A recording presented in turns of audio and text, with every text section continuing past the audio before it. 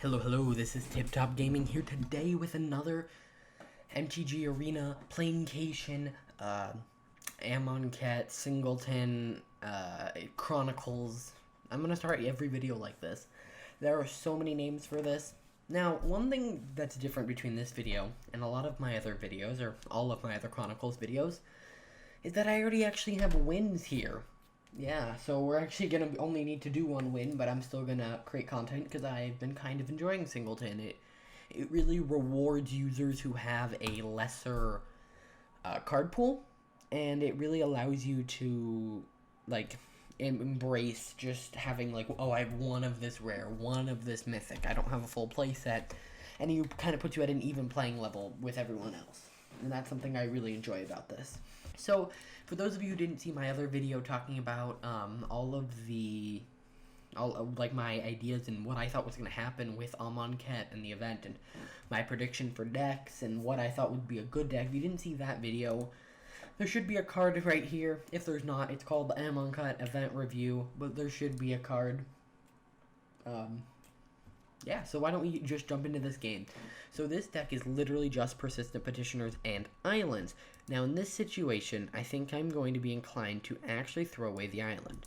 Normally I wouldn't do this, but I'm thinking for this game having lots of, persistent Petitioners will be good. Now this isn't the only deck I've been running. I've been running a version of my Esper control deck, but just made it into Singleton, which makes it a lot worse, but I've been primarily running this deck. One thing you'll notice is that this has a lot of cards. Saying that I can have any number of these in my deck, I can basically make my deck as big as possible, and you want to make it really big because if an opponent is also running a basically Persistent Petitioners deck, which, you know, so far we don't know, they might be, then they are going to have a harder time milling you the more cards you have, and since you're running equal proportions, it doesn't matter unless you're running other cards such as draw or whatever. But this is literally just Persistent Petitioners and Islands. So yeah, so far we see that he is playing a white-blue deck. We can see he has Sphinx of Foresight, but I have no idea what other types of cards he's gonna run. Now, white concerns me because there's this card called Ixalan's Binding, and that card will basically shut down my entire deck. As well as Flyers. Flyers also will basically win because I can't block them with anything and I can't remove them with anything. So I essentially just have to win quickly. Okay, so we know he runs counter spells. That's cool, I guess. But yeah, I guess I should go over what Persistent Petitioners actually do if you didn't read it yourself. You can pay 1 mana and tap it and make target player put the top card of their library into their graveyard. Alone, that'd be pretty boring. But you can tap 4 untapped advisors, which of course they are, and make them draw or put the top 12 cards of their library into their graveyard. So far, this game is not looking good. And then you can have any number of these in your deck. So that's why we can play this in Singleton, and why it's popular in Singleton is because you can basically just break the Singleton rule while everyone else still has to abide by it. So yeah.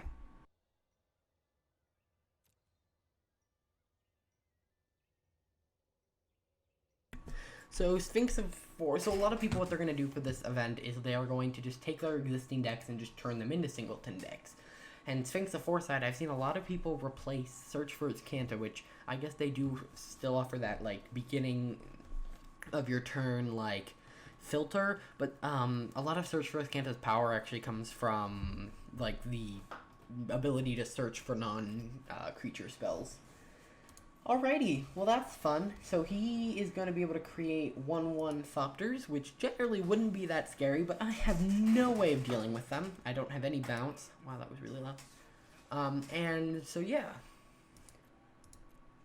So I get to take 7, and then I get to mill 4. I think one of my only hopes is if I pull an island here, which is kind of funny. If I can somehow get 4 more Persistent Petitioners out, I may be able to do something. I don't think this is going to be very likely. Actually, since this event is a free event and I recommend all of you do this, you're basically going to lose, you should concede. It saves both of you time, and especially when there's no consequence for it. Alright, so we're facing Tyrant, and they actually have a Vraska skin and Boros sleeves, meaning they have bought at least 2 guild bundles. They have bought the guild pass, or the event mastery pass, so that means this player is a big spender probably, or really efficient with gems, because technically you don't have to spend money to get any of that. Alrighty, let's do that. Do this. Overall, I've been actually really enjoying Amonkhet. I think it's so far my favorite form of the event. If you guys didn't see the previous videos, I was very disappointed in the first event, which was the guild battles event. It just felt really unbalanced, and just some decks were clearly better than others, and so that kind of took away from me. I know a lot of people enjoyed the event, but me personally, I wasn't a big fan of it.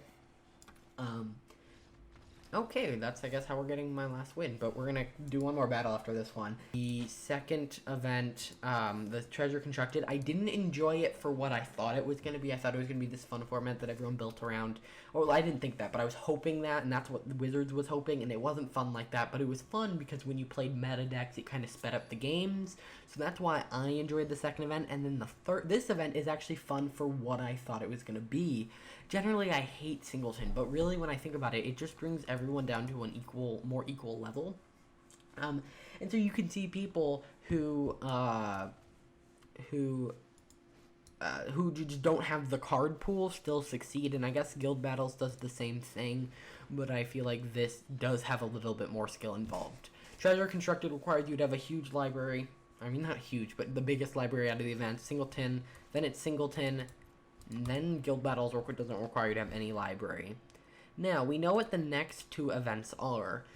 We have, well, we don't know what order they are in or where they will be visiting. However, we know that there's going to be a landfall event, which gives you bonuses whenever you tap land, or whenever you play a land, and then we're going to have a standard shakeup event.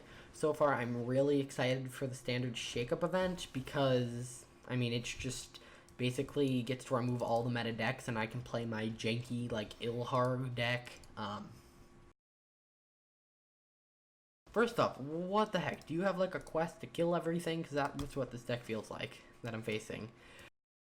One thing you might notice about this video, which is different than the rest of my videos, the Ilharg, yeah, you might notice something different about this video. I actually am now trying to edit a little bit more and have more effects.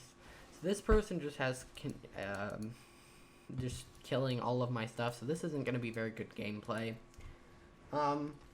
Because I want this to be interesting for you and I already have my wins, I'm going to concede here. So for the rest of this video, I'm just going to show you one more game. I'm going to speed it up and play some music. I hope you enjoyed. Hit that like button and subscribe, and I'll see you in the next one. Bye.